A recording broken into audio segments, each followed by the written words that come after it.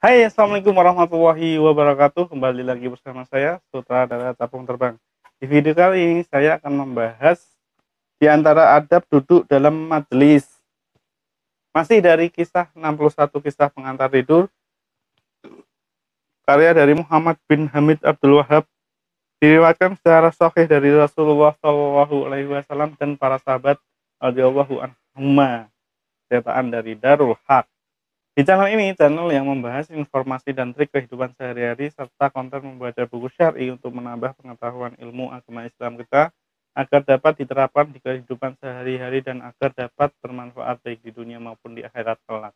Amin ya robbal alamin. Maka jangan lupa dukung channel ini dengan cara like, comment, subscribe, dan share video ini agar bermanfaat juga untuk orang lain.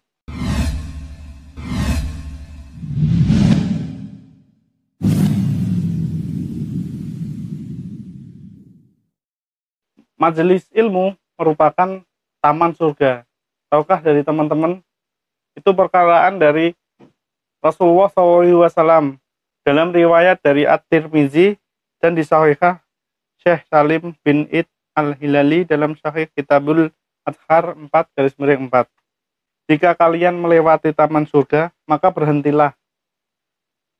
Mereka bertanya, apakah taman surga itu? Beliau menjawab, halaqah zikir atau majelis ilmu. Di antara adab duduk dalam majelis, dari Abu Waqid Al-Laitsi radhiyallahu anhu bahwa ketika Rasulullah Shallallahu alaihi wasallam sedang duduk di masjid bersama orang banyak atau memberikan pengajian, tiba-tiba datang 3 orang lelaki. Yang 2 mendatangi beliau Shallallahu alaihi wasallam, sedang yang seorang lagi terus pergi begitu saja. Seorang di antara yang berdua mencari-cari tempat lowong dalam pertemuan itu, lalu ia duduk di situ. Dan seorang lagi langsung duduk di belakang, sementara orang yang ketiga langsung pergi. Jadi ketika Rasulullah SAW sedang mengisi kajian, ada 3 orang laki-laki yang datang. Satu laki-laki mencari tempat duduk yang lowong lalu duduk, yang kedua mencari tempat duduk di belakang, yang ketiga langsung pergi.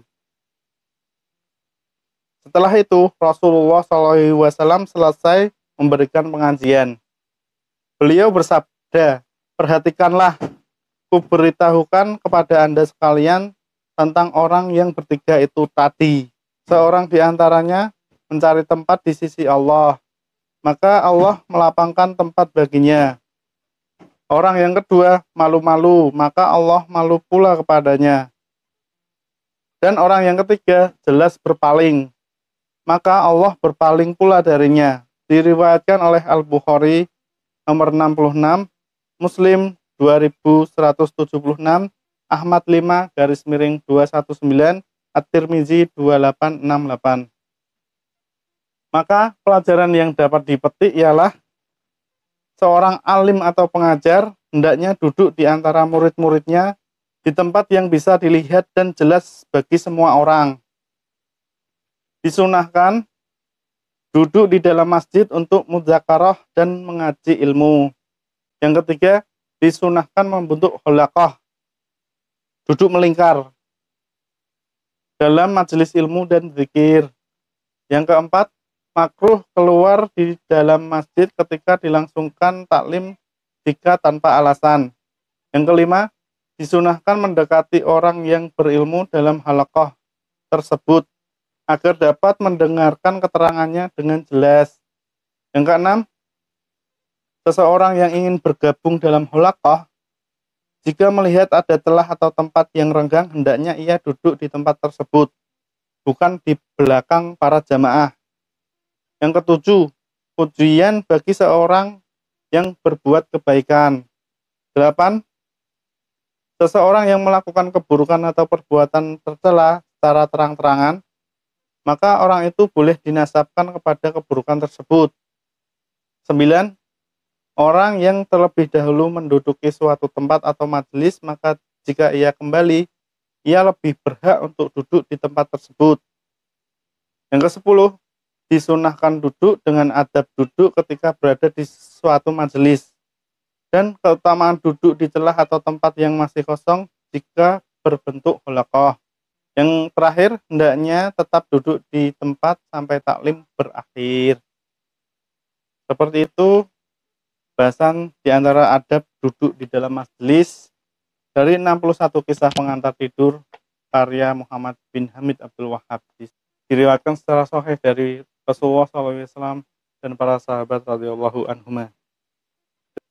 Demikian video kali ini, semoga bermanfaat. Jika ada kesalahan itu murni dari saya memohon maaf.